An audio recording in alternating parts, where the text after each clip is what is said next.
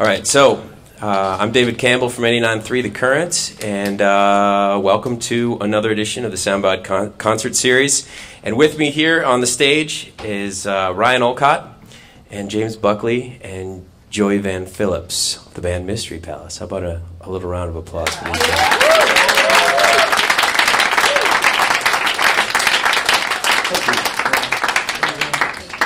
So I thought, well, just a quick show of hands out here. How many of you are here at McNally for performance? All right, and how many of you are here for like engineering or that stuff? And business? Oh, so the smallest portion of you are here to work for labels and sign bands to really bad deals, take advantage of them. No, I'm just kidding. We're going to get to all that. There'll be a little something for all of you tonight. But first, let's start at the beginning. How did the three of you, you all come from different places and didn't meet each other until probably a little bit later in life. How did the three of you first become interested in music and performance? It was kind of a given, you know. Family members bombard you with music all day. You just kind of, early on, you're just like, oh, I have no choice then, huh? Your parents are music teachers? Yes. So, professors? Yes. What level are we talking about? Are your parents Steve Vai? Really experienced, really high up there. No, I don't know. They're just college music professors and so forth at Miami University. So like broomball or football or anything wasn't really an option? No. What about you, Buckley? Joey? What about you guys? I don't know. I listened to classical music when I was a little kid. I was one of those guys and started playing upright bass when I was 10. Yeah. Like in an orchestra. You were an orchestra kid? Yeah. Did you take the European trip? No. Isn't that the reason that most people join the orchestra? I think I just stayed home and practice instead of... No European trip? Going on a trip. No beret that said Buckley on it? Not yet. Blowing off on the top of the Eiffel Tower? Christmas is around the corner. All right. Well, I know what to get you. Joey, what about you? Well, I'm a third generation drummer. My dad's side of the family was all drummers. My aunt and dad and grandpa included. They had a very exciting life being musicians down in Kansas, rural and urban as well, a little bit, if you count Dodge City. So I just started playing snare drum at an early age and actually marched in some drum and bugle corps in DCI back when I was a teenager. Really? Which corps were you in? Troopers. Where are the troopers from? Casper, Wyoming. Really? One of the founding members of Cavaliers. One of the founding members of DCI back in the 50s.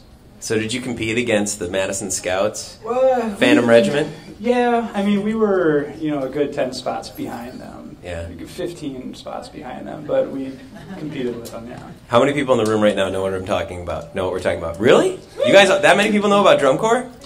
All right. This is my crowd.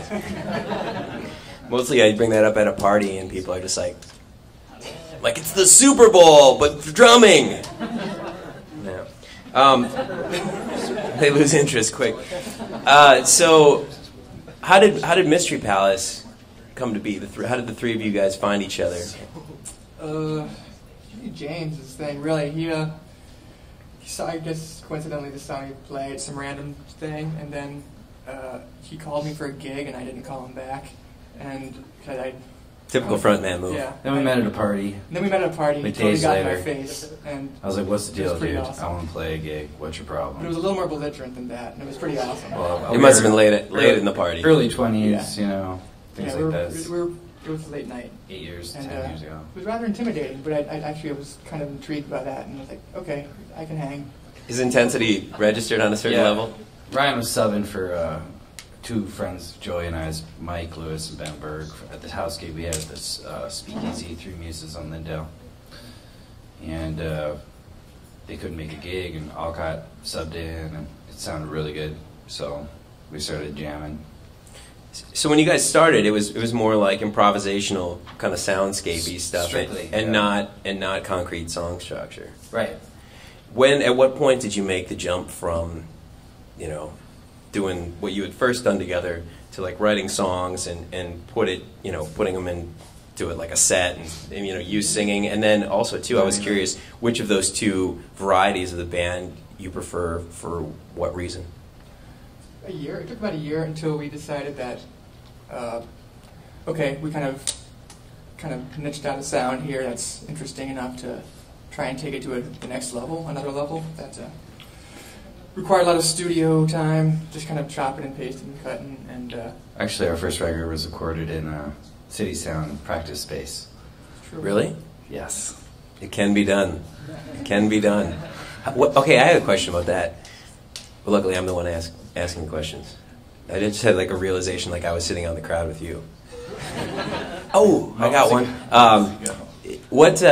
What do you do about? Okay, how many of you guys have been in a practice space and you're like you and your folky buddy writing songs about love, and there's some metal band next door, like 6-piece, 5-piece, like full Marshall stacks. How many of you have had that experience? Maybe a couple of you. It's frustrating to say the least. Because what you do is delicate. Right. What did you? How did you? Would you just like record it like 4 a.m? We just strapped on the guitars and joined in. Really. Really? We shredded with them. Yeah. Drop D, 7th string. 7, 8. 8th string.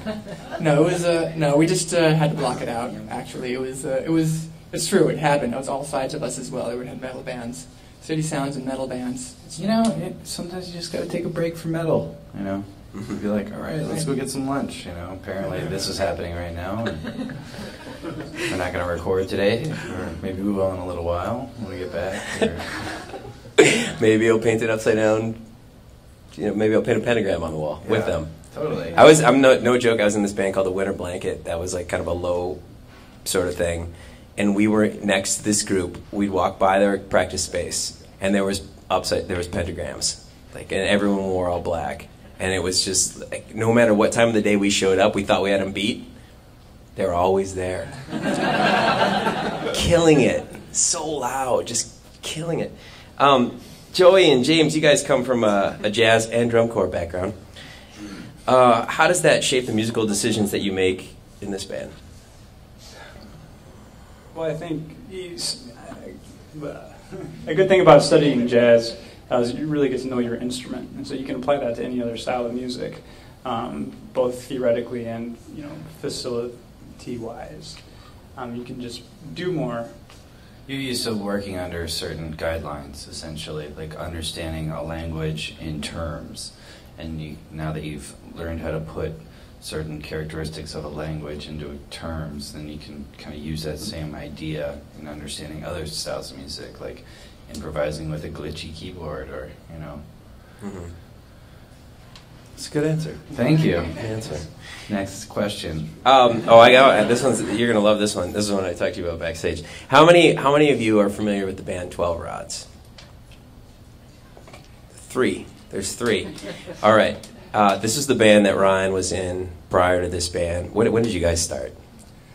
Well, we moved to town in '94. 94. The gay EP. Nobody? You got to get it. Get familiar. You're gonna like what you hear. Interesting because it was really a big deal here. Like, wasn't it the first 10 on Pitchfork? Something like that? Yeah, I don't know. Might have been the second 10. Maybe the second 10. What's it called? 12 Rods was the name of the band. The Gay EP was the first release, I think. And then, lots of great stuff happened. Had a contract with V2. Recorded with Todd Runger in Hawaii. It was really something to behold. But I was curious, Ryan, what the most valuable lesson that you learned having that sort of major label signing experience with your previous band was relating to sort of the business side of things, and how you've employed that knowledge in your efforts with this band. Well, whenever you go to New York City, always bring cab money, and lots of it, because your record label will not cover that. And that was a big bummer, because it never occurred to me. They'll take care of everything else, but when you go there, you're on your own in cabs. Steaks, with cabs. So every time I go there, I now know to bring a lot more money with me to take cabs. That was probably the coolest thing I learned. That's important information. What about if you had to go back and do the Rod stuff again now, knowing being who you are now and knowing what you know now, what would you do differently, and what would you do exactly the same?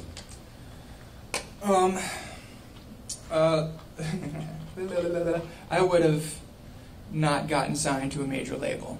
I would honestly said no if I knew then what I know now. For what reason?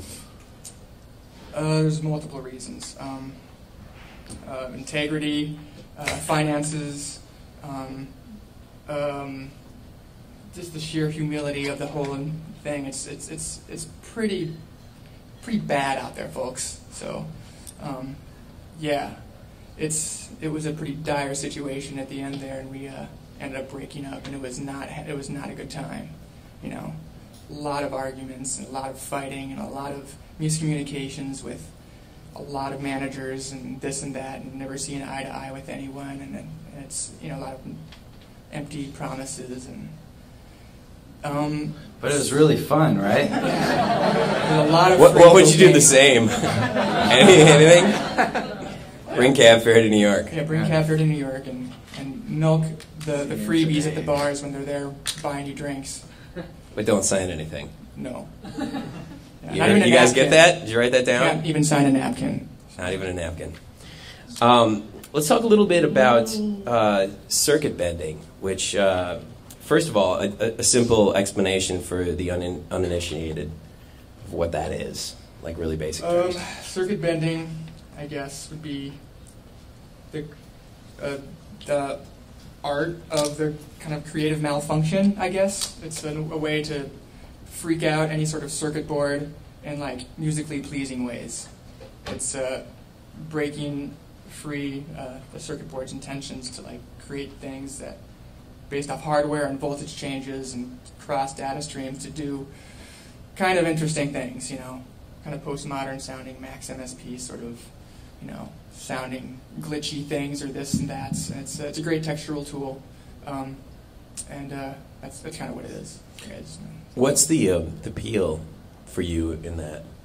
Sort of the creativity of coming up with new ideas? Tinkering around is cool and all, but it was honestly kind of a emotional palate cleanser for me. And I was just ending the rods, and I was all wrapping up, and I really just did not want to touch the guitar ever again. And I was like, what can I do to vent my anger? And let's destroy keyboards. What more musical way can you like destroy a keyboard than by circuit bending it? So I spent a lot of my time. You could have destroyed the guitars. That was a little Good too call, expensive. Dave. I remember I got drops, so I didn't have any money. So Oh, this is okay, right. Keyboards are like $10. You know, it's a little easier to burn those and not feel so bad afterwards. So how much of the experimentation that you do actually makes it into like makes it to the utility stage? Like, of what percentage of what you create, toying with stuff, do you actually use? Yeah. And also, how many have you destroyed? Well, probably about 10% of all the things I've made I've kind of used in practical situations. And I've destroyed probably like 5 or 6 keyboards and 3 or 4 drum machines and about 4 or 5 pedals. 2 of mine. 2 of James. We're still friends. It was Totally a worth great it. sounding little box too, but it just couldn't take the heat. Couldn't. What's the strangest device that you've ever bent? Strangest device I ever bent. Saxophone. Yeah, I did do Electronic. one of those. Oh, really? Those Casio toy saxophones. Kind of cool to bend. Do you actually have to hold it up to your mouth and blow air Yeah, into it, or yeah, is it Well, it has both. It has a switch. It allows you to be. so you can Kenny G it whenever you want?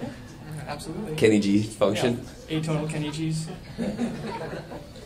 It's deep. No, but I don't know. I think I've bent a Furby or 2 or something like that, and kind of you can't really do much with those, but they're fine. You kind of have to go through the rite of passage doing the speak and spell, and those are pretty, if you think about it, kind of weird. But canters and stuff. Which of the series is the best of the Speak and Spell series? There's Speak and Spell, there's the math one. And the read one. What's the yellow one? Is that Speak read? and read, yeah. Yeah. Which is the best sounding one. Once you Really? bend that, it has the most like syncopated action that's rhythmically intense. It has better beats. Speak. It does. Speak and read has the best beats. Okay, rule number 1. We know rule number 4, eye contact. Yes. Rule number 1, don't sign anything and bring cab fare. Number 2 is speak and read. Learn to speak and read when you get dropped.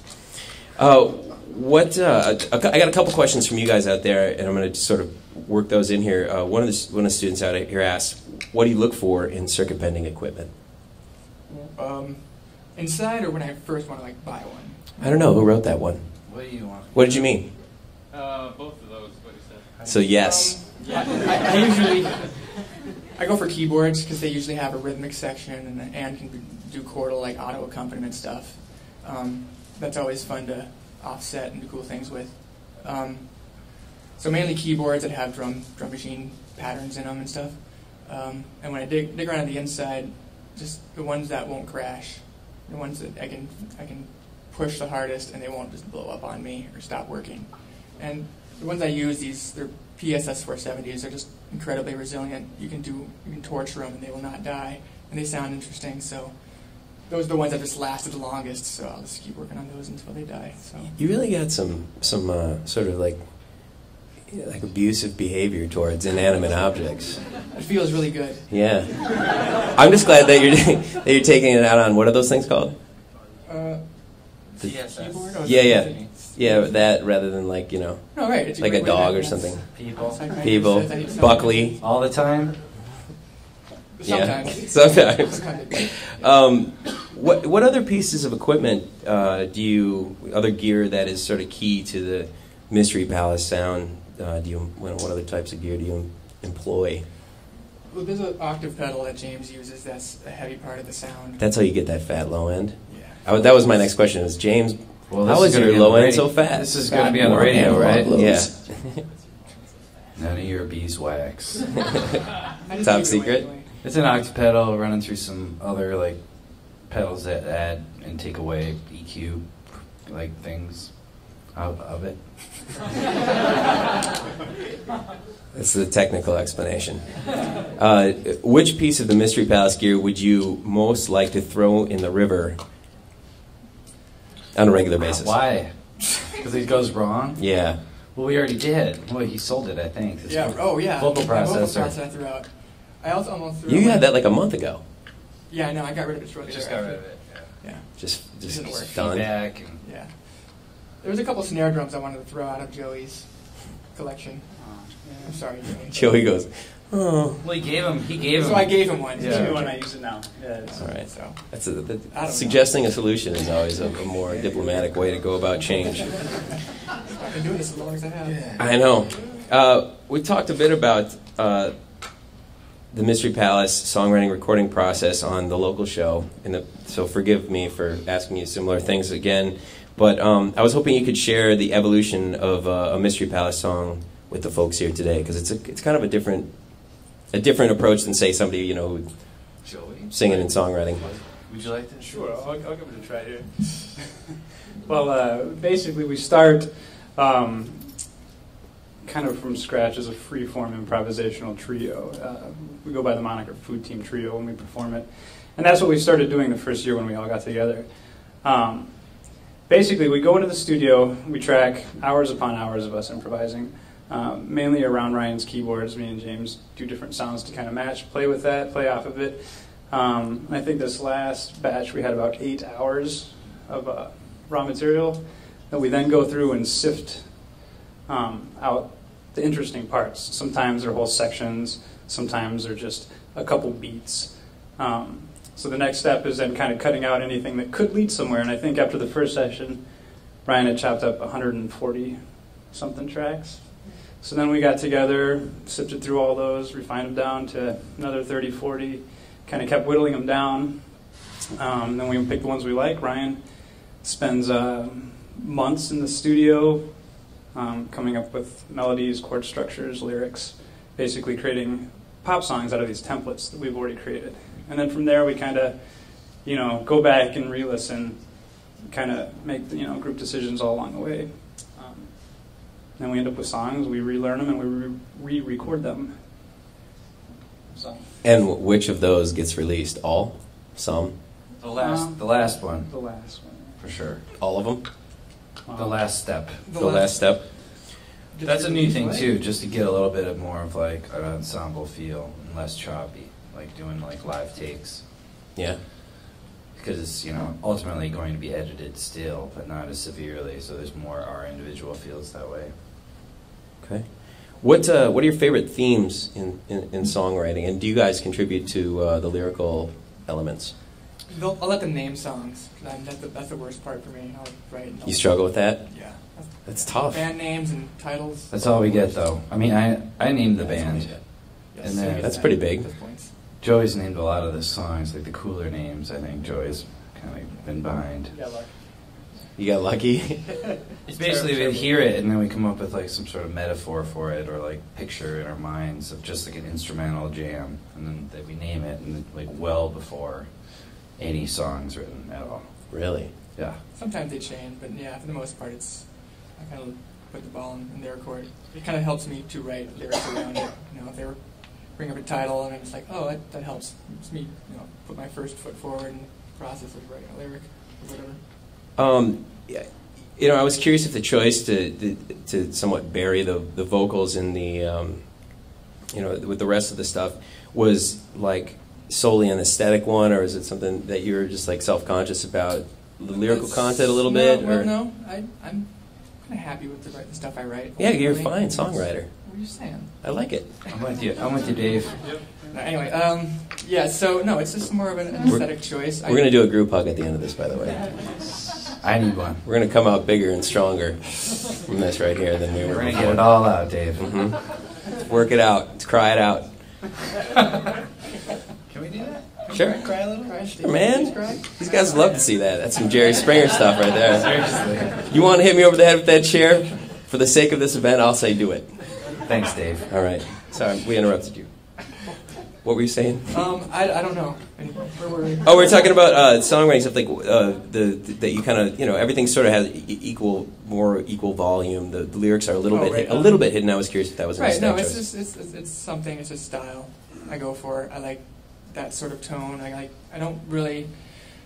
I hone in on a vague melody more so than I do like and phonetic value rather than like actual kind of literal content for the most part. But and in the past I used to write really vaguely around that. But anymore, I don't know. I find myself even mixing myself a little louder when I do studio stuff. I feel like I'm gradually getting to be a better. I'm still learning how to do the style. It's all throat and mouth sounds and stuff like that, and it's almost just as hard as it is to scream. No diaphragm. So no diaphragm at all. No ass pushing, whatever you're supposed to do. You can take that one back to Vocal 101 class, where you're standing by the piano and like blowing your belly out. No. That's not how we do it in I Mystery had a Palace. vocal coach that told me to sing from my ass once, and I just thought that was the stupidest thing in the world. So since then I've been like, I'm just going to sing from my throat. What inspires a good lyric for you, or a bad one for that matter? What inspires a good lyric? Yeah, or a bad one. I don't know. A clever little pun always helps. Bad ones are just certain words you just shouldn't use, I think. And certain... For example, you got one word. Just can't say alien. I'm sorry. No alien? I agree. What- It's a stupid sounding Yeah, word. stupid sounding words out there. I mean, I like aliens. I believe in them and all, but I just don't think that it's supposed to be song like written about X-Files. until we can have relationships with aliens, and then we can sing some real heartfelt, love songs between us. That's a great answer. All right, we're going to do a little radio reboot. I'm David Campbell from 89.3 The Current, and you are listening to the interview portion of the Soundbite Concert Series. I'm here with the guys in Mystery Palace, Joey and Ryan and James, and I got a great question here from a student for Joey. He writes, I noticed that your beats sound like they're straight from a TR-707 drum machine. Are you going for that sound? Also, where else do you draw your sound from? Well, if I had any knowledge of a lot of the old machines, I could probably say yes or no. I think inadvertently yes, although I can't tell you what a 707 sounds like. All I know is an 808 and maybe a 606. You missed that one in the series. I know nothing about the drum You machine. skipped it. I suppose. I mean, my influences come from a lot of the old electronic music coming out of the late 90s, early 2000s that embodied a lot of drum and bass and IDM, and even into hip-hop. Yeah, I was going to say that the second to last song, maybe, there's like a hard 8, kind of like... Freestyle rhymes. No, there's like that hard, like, hi-hat 8, like funky bass thing that went on like it was like 90s hip hop, like every song, like Around the Way Girl, that beat, the Round the Way Girl beat. I don't know that song. You're gonna have to sing it for me a little bit. Oh, later. Just mount the snare drum sound. Go. How'd it go? That you got it. How's it? Yeah. That sound. Yeah. So yes, and where else do you draw your sound from? Well, a lot of guys in town actually too. I just really kind of copped a lot of different techniques from, Tim Glenn, JT Bates, Brett Bowie, and other cats in town that was playing a lot of live electronic music when I came onto the scene. And so I just kind of, did what they did and tried to do it my way. Have you ever considered that you might have to eventually add robotic elements to your body to be able to create the drum parts that you write for this band, like RoboCop? Like RoboCop? Yeah. I mean, because you're not going to, how old are you? 32. You're not going to be 32 forever. Eventually, you're going to be 62. Oh, yeah. RoboCop doesn't move now. I know. And what are you going to do to keep up that speed? I got nothing. I got absolutely nothing. I don't think he's got to do anything. He's drum corps, dude. Yeah, you're right. Oh, that's right. You're going to go Snare down. drums since he was 2. Yeah, you're right. You're right. I tried the robot element once, and it didn't work out too well. What, did you have, like one of those NES hands? Yeah. Well, I was just kind of like Power glove? It didn't work. No. It felt really ridiculous. I was kidding, but you really did that? No, I think I did try it. I did. I think. Really? I think what would work for Ryan is if he did one of those like cutouts of himself next to him that was attached on all the parts. So like, you know what I mean? Yeah. Maybe no. for Halloween one year, you could just add that to yourself. Set up a second rig next to it, fake rig. Kind of weird. Pretty cool. That would be interesting. I got another question from a student. What gave you the inspiration to do what you do and the confidence to know that it would work? Confidence. We're back in the therapeutic realm Do you mean again. like from what we do, like this band or whatever? Yeah, and relating to Mystery Palace. Well, you just gotta do it. You gotta have to. If you're gonna be on stage, you just kind of have to find a way to wear your heart on your sleeve and just kind of go with what comes naturally. And I think this is just a kind of a sound that's happened naturally. We weren't really going for anything, rather than we're just getting together and like this is what we were best at together as a three-piece. It just happened from that. I mean, yeah, we all had similar interests and all, but it just kind of happened that James had that bass tone, and I just happened to have that keyboard, and that's the defining tones, and drumming. So And Joey was in drum corps. and he was in drum corps. So, Plus, Joey and I have played in electronic music-influenced bands for a long time. Like, I had a band right when I moved here called Poor Line Condition. I remember Poor Line Condition. It's a good band. And, we did pretty well around here, and we were a band for about a year and a half, and Joey was in a band called Vertiform, kind of similar sort of style. I remember Vertiform. Yeah. Talk about bad names, boy. So, I mean... You want to take credit for that one, too? That one wasn't me. I fought that name, too. Was that Scotty Rap? That was That's a the Scotty guy. Rap joint if I've ever heard one. Make sure that you include that in the interview that goes out over the radio, okay? He's going to love that. Rap Attack. Yeah. Well, I have one more question here, which I'll save for the end, but I just wanted to ask you guys if there's anything out there that we didn't cover that you were curious about with these guys. How does your vocal help? Since you're breathing with your throat and stuff is pretty sometimes harsh. Right. So what do you do to keep up with it? Keep it healthy, or how do you not destroy it? Well, that was more so of an issue when I played in the rock band thing, and I was really throwing out my voice because we were just so loud. And I tried to combat it with, herbal remedies and honeys and this and that, and putting my face freebasing over some boiling water. It's I don't know. kind of. I'm not sure that the freebase crack cocaine is a part of that regimen, but I mean, you can always do whatever you want. Anyway, it was like one of those. It was a different style. You did say freebasing. I know I did. I came out wrong. What you meant was you were inhaling the water. I know, I just revealed Steam there. is the word that I'm looking for. Steam. When it turns into gas. I have a past to say. So anymore, I've been kind of. I started doing my vocals the way I do, with the longevity purpose in mind, honestly. So I I don't really use it too. I mean, it's kind of hard, but I don't push. I don't strain my voice too much. It's some muscle tightening up down there. But as far as like, I'm singing, I'm whispering. It's all falsetto whispering, so it's can't do too much damage with your with your chords with that. So I kind of expect through time it might just sound better and raspier, So smoke more cigarettes and kind of grind it up a bit, and over time, maybe some old age will kick in and it'll sound kind of cool. So I'm just kind of warming up, kind of ramping up to an older age when I'll finally grow into my voice, maybe. It's a new thing for me, so it's just an experiment. Right in time for your blues phase? Right, exactly. Figured out something. What about anybody else out there have a question that they go ahead here in the front? Yeah. In terms of your circuit bending, for effect pedals specifically, how do you usually approach like taking it apart?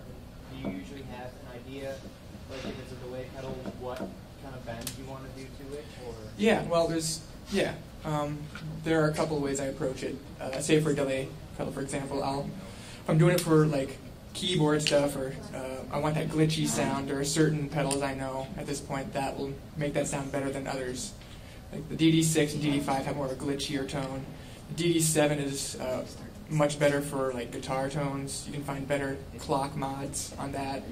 It doesn't glitch out as hard, so it has more of a kind of a warbly tape effect as opposed to like choppy sort of sound. So every pedal, even the bosses, every generation of them do have a different tone. So it's that just takes time to know, or figure out as you do them. But I've been making some mods for some guitarists recently, and it's a different way of approaching it, because it's glitchy stuff just does not work for guitar. Just doesn't, with all the sustain and other nuances that go on, it doesn't translate as well as it does like drum beats. The glitchy stuff works well with the drum beats. You can make actual funky beats out of it. That those taps will turn into like offset coolness that actually do repeat in a strange sort of manner that's like turns into some really strange funk. But for like more sustainable notes, there are certain pedals that do different things. So it's just and I just go in and just kind of there's not too much to probe around with. You just got to find the main chip and just kind of go for it. You're not gonna fry it probably anymore. Older pedals, older boss pedals, are easily with more like analog components in them. Won't last as long. But like a digital, any digital pedal works great. You can bend most anything. It's just a matter of trying to find places to put the switches. Like DoD pedals, you can't. There's no places for switches in those things, so it's no point unless you put them in another box. But yeah, I can keep out on that forever. But does that answer your question at all? Absolutely. Okay, cool. There was another hand out here. What would you want to know? I was gonna ask Joey. I noticed you you put a lot of things on your snare drums, leave a lot of things off. To get specific tones, you combine cymbals together to get specific tones. I was wondering, what are some of the kind of things that you might do to get altered tones out of your equipment, and what kind of goes through your head as you make decisions, like what you're going to use, what sound you're going to use? Well, basically, in trial and error, I've found that like metal objects kind of work the best to kind of alter the snare sound and usually give it some sort of timbre that's similar to something you'll hear in electronic music. The splash cymbal is a big one. There's actually this drummer named Johnny Rabb, who's kind of this fringe super chop guy. It was like the fastest drummer in the world one year or something. He came out with a whole line of like drum and bass gimmicks that you can use, and some of them were very impractical, like a ridged stick that you were supposed to get these, scrapes on. But then he did have like a splash cymbal with a handle on it that like I saw Tim Glenn do with a clutch and a splash cymbal before Johnny ever even came out with that line. And so that was kind of where I started. I went on to like just like my main little ring I found at Axeman. I have no idea what it is. It was like $5 and it comes up with some sweet sounds. Then I've experimented with like different plastics, or I've done like saw blades and different heads, and some stuff just sounds terrible or it's too quiet. I used to have the idea of trying to play on a glass mug because you can kind of when you listen to electronic music, there's sounds that sound like somebody playing on glass, but it doesn't work. You know, I found that out. So it's kind of, you got to go for like what sounds good above the drums. And it's going to sound different out in the room too, so you got to take that into account. But heavy metal things. Harry. Yeah, follow up for Joey. Also, I noticed that you weren't using any tom-toms at all. Right. And is that something you do just for the Mystery Palace sound, or you're playing for Dessa tomorrow night? Sure. You use tom-toms for that game? Yeah, you know, I have a floor tom with that. Typically, I try to I fall into a lot of beat oriented work in bands and stuff, which I love because I can just apply, you know, a natural feel to it. I don't have to think too much about patterns I got worked out around the kit. You know, how to use all those toms. And honestly, when I'm playing this kind of stuff, toms just really stand out. You know, they don't fit at all, in my opinion. You know, there are drummers that use toms and play this kind of stuff, and they kill it, but I could just never get it to sound right. So I do play toms. I mean, I do have a bit of a jazz background, so of course there I play the toms. But I stink at tuning them too, so that's one reason why I leave them out. Is there any other questions? All right, I'll ask you this last one then. What advice do the three of you wish that you had gotten or paid attention to when you were 18 and just getting started that you can pass on to these guys here today? Oh, well, the rules have completely changed now. So back then, you know, I would say for back then, if you lived in my era, if you will, it's you know, it's completely different now. So I don't have any advice because the rules have completely changed. And I know very little about what's going on out there now. So, but for back then, you know, if you were, you know, walking in my shoes and living back then, you should really stay away from major labels. Bottom line. That's it. Joey, you got something you want to share?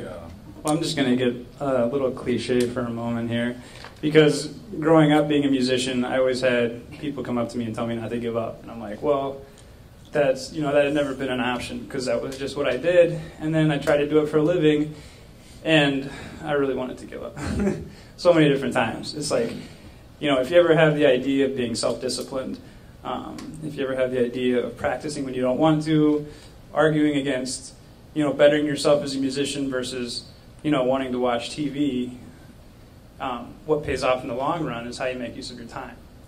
You know, so do it. James, anything you want to add?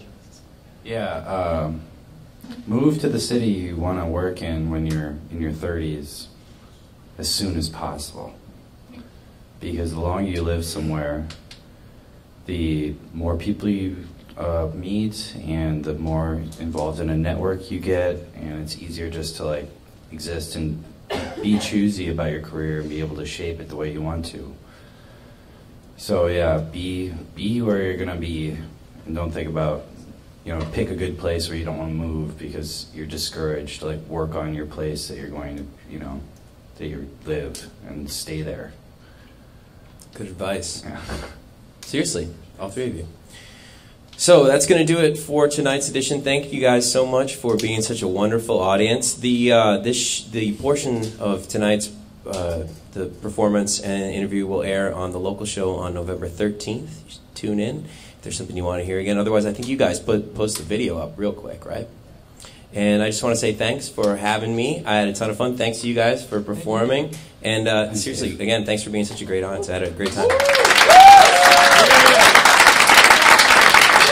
Dave Campbell.